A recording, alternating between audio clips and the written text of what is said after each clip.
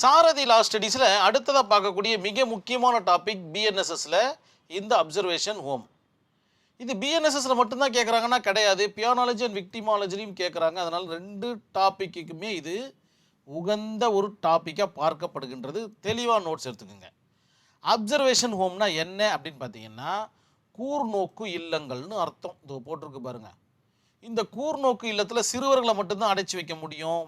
வயது வந்த 18 வயதிற்கு மேற்பட்டவர்களை இதற்கு உள்ள இடம் கிடையாது என்பதை உங்களுடைய ஆன்சர் ஷீட்டில் தெளிவாக நோட் பண்ணுங்கள்.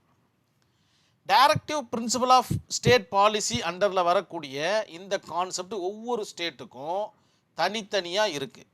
இது தமிழ்நாடு அரசுக்கு சொந்தமானதுன்றதுனால மேலே தமிழ்நாடு அரசின் கூர்நோக்கு இல்லம் அப்படின்ற மாதிரி போட்டிருக்கு. இந்த இடத்துல கவர்மெண்ட் அப்சர்வேஷன் ஹோம் அப்படின்ற மாதிரி போட்டிருக்கு.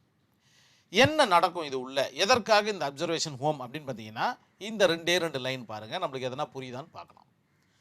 குற்றச்சாட்டில் சிக்கியுள்ள சிறுவர்கள்னால் யார் இந்த இடத்துல சொல்லப்படுதுன்னு பார்த்தீங்கன்னா, 18 வயதிற்கு குறைவான அந்த நபர்களை தான் சிறுவர்கள்னு சொல்கிறாங்க. நீதிமன்றத்தில் விசாரணை நடக்கும் வரை, நீதிமன்றத்தில் ட்ரையல் நடக்கும். ட்ரையல் நடந்ததுக்கப்புறம் தான் அவங்களுக்கு சென்டென்ஸ் கொடுப்பாங்க. சென்டென்ஸுக்கு அப்புறமா தான் அவர்களை அதற்கு தேவையான இந்த போஸ்டல் நிறைய இருக்குது, சிறையெல்லாம் இருக்குது. அந்த மாதிரி சிறையில் அடைப்பதற்குண்டான வாய்ப்புகள் இருக்குது. அது வரைக்கும் தற்காலிகமாக வைத்திருக்கும் அந்த இடத்தின் பெயர்தான் அப்சர்வேஷன் ஹோம் என்று பெயர். Juvenile justice act, juvenile JJ ஆக்ட்னு சொல்லுவாங்க. Juvenile justice care and protection, பாதுகாக்கவும் செய்யணும், பராமரிக்கவும் செய்யணும். யாரை? சில்ட்ரனை. யார் சொல்கிறது? ஜுவைனல் ஜஸ்டிஸ் ஆக்டு 2015 தெளிவாக சொல்லுது. அதில் வரக்கூடிய அந்த கான்செப்ட் தான் செக்ஷன் 47 அப்சர்வேஷன் ஹோம். இப்போ உங்களுக்கு அப்சர்வேஷன் ஹோம்னா என்னன்னு தெரிஞ்சிருக்கும். சிறுவர்களுக்கு மட்டுமே இந்த இடத்துல இடம் இருக்குது. சிறு பெரு குற்றங்கள் புரிந்தவர்களுக்கு நீதிமன்றத்தில் ட்ரையல், அதாவது சென்டென்ஸ் அறிவிக்கப்படும் முன்னர் வரை எப்படி பெரியவர்களை சிறையில் அடைக்கிறாங்களோ அதே போல் 18 வயதிற்கு உட்பட்ட நபர்களை பார்த்திங்கன்னா கூர்நோக்கு இல்லத்தில் அடைத்து வைக்கப்படுவார்கள். இவ்வளவே தான் கான்செப்ட்டு. இதனுடைய அப்ஜெக்டிவ்குள்ளே நம்ம போயிடலாம். சிறுவர்களை சிறைக்கு அனுப்பாமல் பாதுகாப்பான சூழலில் வைக்க, அவர்களை சிறையில் அனுப்புனா என்ன நடக்கும்னு பார்த்திங்கன்னா, அவங்க குற்றத்தை மிக தெளிவாக கற்றுப்பாங்க. அது மட்டும் இல்லாமல் குற்றவாளியாக வெளியே வருவதற்குண்டான வாய்ப்புகளும் இருக்குது. அதே போல் இந்த பெரியவர்கள் பார்த்திங்கன்னா இவர்களை உபயோகப்படுத்தி கொள்வதற்குண்டான வாய்ப்புகளும் உண்டு. அதாவது சுரண்டலுக்கு எதிரான அந்த கான்செப்ட். சரி, அவர்களுக்கு கல்வி உள்ள கொடுப்பாங்க. அதே போல் ஆலோசனைகள் கொடுப்பாங்க, மருத்துவ பராமரிப்பு கொடுப்பாங்க. வேறு எதிலும் தொழில் கற்க வேண்டும் என்றால் அது அந்த வசதிகளும் இருக்குது உள்ள. எல்லாமே பார்த்திங்கன்னா விசாரணை காலத்தில் நல்ல நடத்தை கொண்டு வர இதன் நோக்கமாக உள்ளது இந்த கூர்நோக்கு இல்லங்கள். எக்ஸாம்பிள் பாருங்க, 14 வயது கொண்ட சிறுவனாக இருந்தாலும் சரி, சிறுமியாக இருந்தாலும் சரி, இவர்களுக்கு தனியாக கூர்நோக்கு இல்லங்கள் இருக்கும், இவர்களுக்கு தனியாக கூர்நோக்கு இல்லங்கள் இருக்கும்.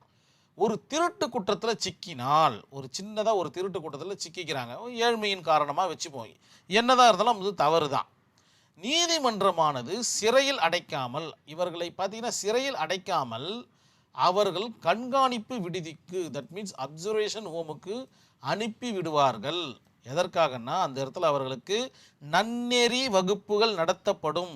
நல்ல வகுப்புகள் நடத்தப்பட்டு அவர்களுடைய வாழ்க்கை முறையை பார்த்தீங்கன்னா மாற்றி அமைச்சு அவர்கள் நல்ல நபர்களாக வெளியே வருவார்கள் கூர்நோக்கு இல்லங்களில் இருந்து. இதுதான் பார்த்தீங்கன்னா இந்த கூர்நோக்கு இல்லத்தினுடைய மிக முக்கியமான கான்செப்ட். இந்த ஜேஜே ஆக்டுடைய கான்செப்டும் இதுதான். இந்த Sheela purse versus union of இந்தியான்ற ஒரு கேஸ் ஸ்டடி, சுப்ரீம் கோர்ட்டில் நடந்த ஒரு கேஸ் ஸ்டடி என்ன சொல்ல வருது அப்படின்னு பார்த்தீங்கன்னா, இந்த கேஸ் ஸ்டடி கண்டிப்பாக உங்களுடைய ஆன்சர் ஷீட்டில் இருக்கணும். கண்டிப்பாக அப்சர்வேஷன் ஹோம்னா என்னன்றது உங்களுக்கு புரிஞ்சிருக்கும். வாட் இஸ் கேஸ் ஸ்டடி சொல்லுது அப்படின்னு பார்த்தீங்கன்னா, பத்திரிகையாளரான ஷீலா பர்ஸ் அவர் என்ன பண்ணுறாரு அப்படின்னு பார்த்தீங்கன்னா, சிறுவர்கள் கைது செய்யப்படுறாங்க. சிறுவர்கள் பார்த்தீங்கன்னா ஒரு காவல் நிலையத்தில் கைது செய்யப்படுறாங்க. காவல் நிலையத்தில் மோசமான சூழலில் அவர்களை அடைச்சு வைக்கிறாங்க. அந்த இடத்துல பார்த்திங்கன்னா சரியான ஒரு பாதுகாப்பான சூழல் கிடையாது, ஒரு நல்ல ஒரு என்விரான்மெண்ட் கிடையாது. ஒரு சாக்காடை மாதிரி ஒரு ஒரு என்விரான்மெண்ட்டில் அந்த குழந்தைகளை உட்கார வச்சுருக்காங்க. இதை பார்த்த ஷீலா பர்ஸ் என்ன பண்ணுறாங்கன்னு பார்த்தீங்கன்னா, ஒரு ரிட் பெட்டிஷன் ஒன்று போடுறாங்க. ரிட் பெட்டிஷனில் தெளிவாக சொல்கிறாங்க, இந்த காவல் நிலையத்தில் இந்த மாதிரியான பிரச்சனை நடந்திருக்கு, அந்த பிரச்சனையை நீங்கள் தட்டி கேட்கணும், அதே போல் இந்த ஜேஜே ஆக்டெல்லாம் உபயோகப்படுத்த சொல்லணும் அப்படின்ற மாதிரி ஒரு ரிட் பெட்டிஷன் போடுறாங்க. அந்த ரிட் பெட்டிஷனை ஏற்றுக்கொண்ட ஆனரபிள் சுப்ரீம் கோர்ட் என்ன சொல்கிறாங்கன்னா, 18 வயதிற்கு உட்பட்ட குழந்தைகள் காவல் நிலையத்தில் வைத்திருக்கக்கூடாது. ஃபஸ்ட்டு ஒன்று. செகண்ட் என்ன சொல்கிறாங்கன்னா, உடனடியாக அவர்களை அப்சர்வேஷன் ஹோமுக்கு அனுப்பி வைக்கப்பட வேண்டும், கூர்நோக்கு இல்லங்களுக்கு அவர்களை அனுப்பி வைக்கப்பட வேண்டும். செகண்ட் ஒன்று. தேர்ட் என்ன சொல்கிறாங்கன்னா, அரசாங்கமானது ஒவ்வொரு மாவட்டத்திலையும் எவ்ரி டிஸ்ட்ரிக்ட் ஒவ்வொரு மாவட்டத்திலையும் இந்த மாதிரியான கூர்நோக்கு இல்லங்களை திறந்து வைத்திருக்க வேண்டும் அப்படின்ற மாதிரி சொல்லி இந்த வழக்கை முடிச்சு வச்சுருக்காங்க.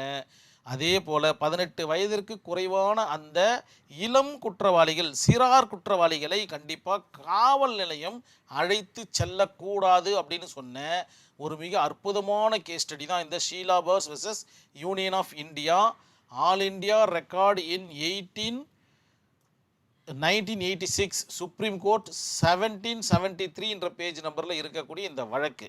கண்டிப்பாக உங்களுக்கு அப்சர்வேஷன் ஹோம்னா என்னன்னு தெரிஞ்சிருக்கும். பிஎன்எஸ்எஸ்லையும் கேட்கிறார்கள், பியானாலஜி அண்ட் விக்டிமாலஜிலையும் கேட்குறாங்க. ஸோ ரெண்டுத்துலேயும் நீங்கள் இதை உபயோகப்படுத்திக்கலாம். கண்டிப்பாக இந்த கான்செப்ட் உங்களுக்கு புரிஞ்சிருக்கும் நான் நம்புகிறேன். இதோட இந்த வீடியோவை நான் கம்ப்ளீட் பண்ணிக்கிறேன். நன்றி, வணக்கம்.